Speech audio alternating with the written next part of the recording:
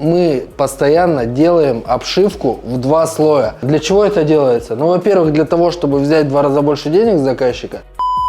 Ну, а если серьезно, то это дает нам возможность избежать трещин.